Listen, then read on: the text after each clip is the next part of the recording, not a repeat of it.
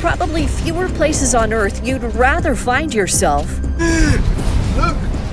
than in the crosshairs of a violent tornado. Sometimes the devil is in the details. Literally. Oh my God! Well, the biggest thing we always look at anytime we're thinking about severe thunderstorms or any other weather event, really, or we take an ingredients-based approach. We look for the ingredients that are necessary to make the storm. So for severe thunderstorms, we're looking for lots of warm, moist air near the ground and relatively cool, dry air above that, and then having the winds increase with height from the ground up, and typically blow from the equator at low levels and from the west aloft. And when those kinds of things come together, we have a much better chance of having storms that will rotate, be severe, produce large hail, tornadoes, all the kinds of threats that we worry about. Those ingredients, when all combined together, create a dangerous elixir that we face every spring when severe storm season rolls around, especially in the southeastern part of the country. Rural populations in the southeast are much, much higher than they are in the plains of the U.S. In Alabama, the rural population densities are typically at least 10 people per square kilometer. And in Oklahoma, rural populations are more like 1/10 of a person. So you have 100 times more people in rural areas. You can put a long track tornado through Oklahoma in rural areas and hit just a couple of buildings. That's just not possible in the southeast. Just this year alone, Alabama has seen over 85 tornado warnings. And since St. Patrick's Day, there have been 2 large-scale tornado outbreaks in the southeast, with over 65 tornadoes on the ground in less than 10 days, one with deadly force.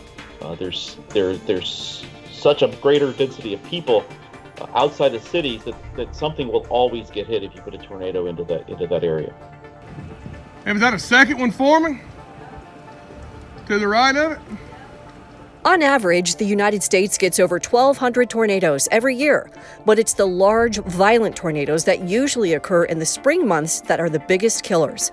Annually, tornadoes cause about 80 deaths and more than 1,500 injuries, and damages more than $400 million in an active year.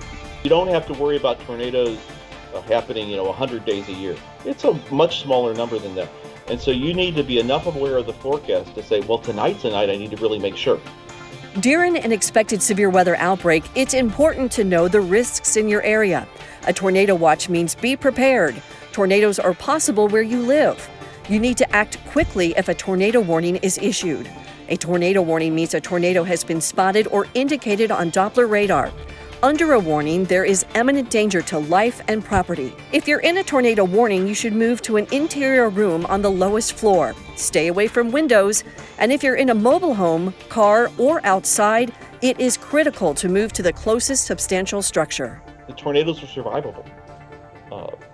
We look at lots of events, and even violent tornadoes that the structure that people were in was rated either F4 or F5.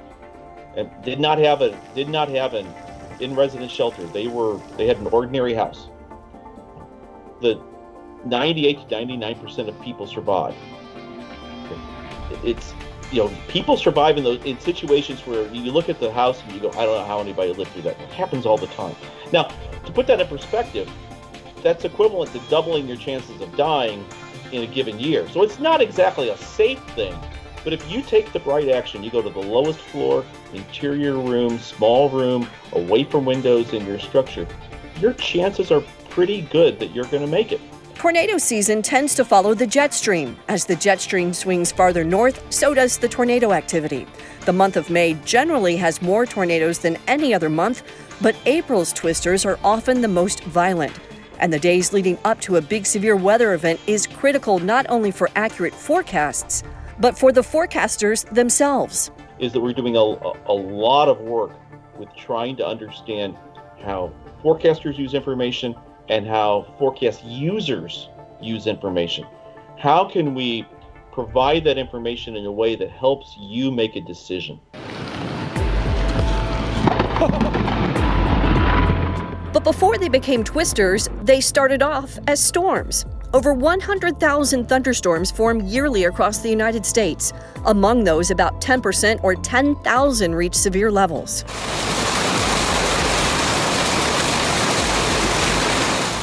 A severe thunderstorm is capable of producing hail that is an inch or larger, or the storm has wind gusts over 58 miles an hour.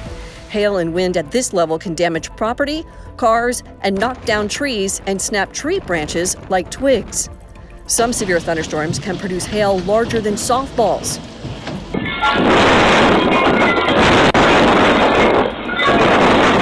And in extreme cases, severe thunderstorms can have winds greater than 100 miles an hour. One of the big things about being prepared, though, is that if you think about any decision you make in life, storms, driving your car, anything like that, if you're not ready and you have to make a decision very, very quickly and you don't know what you're going to do when that happens, you tend to not be as good at making those decisions because now there's a little bit of panic going on. So what makes thunderstorms so dangerous?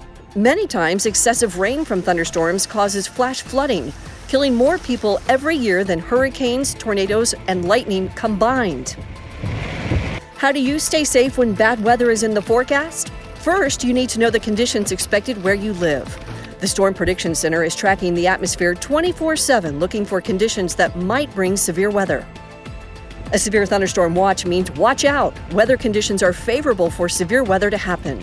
A watch can cover parts of a state or across multiple states, and you need to stay weather aware in the event a watch is upgraded to a warning. A severe thunderstorm warning means be ready to act. In this case, oftentimes severe weather has been spotted or is indicated on radar. Warnings mean that there is a serious threat to life and property to those in the storm's path. And when the bad weather is on the horizon, that's the time to step it up and tune in to your local forecast.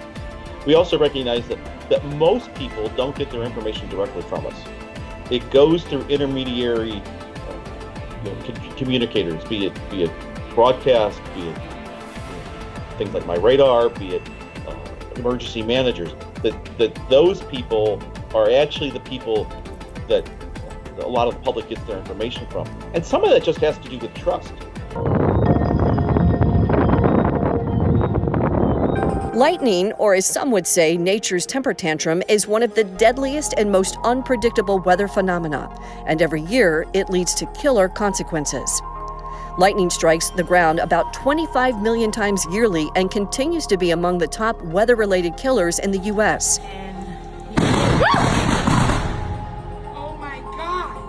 On average, lightning kills more than 27 people in the United States and injuring more than 250.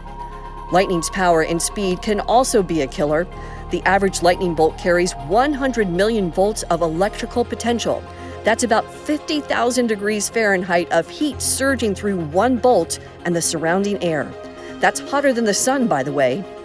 Part of what makes lightning so dangerous is its extensive range. Even if it's not raining, lightning can still hit you.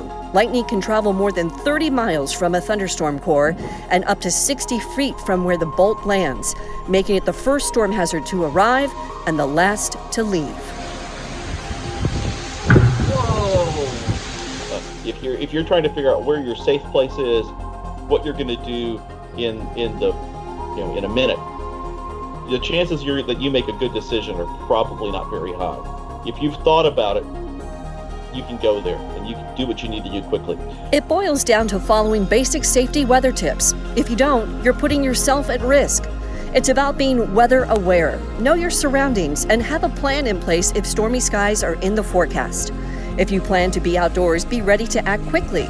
It can take seconds for sunny skies to turn stormy and become a deadly threat. But being prepared will be your best defense in keeping you ahead of the storm. On special assignment, I'm Chief Meteorologist Leslie Hudson for My Radar.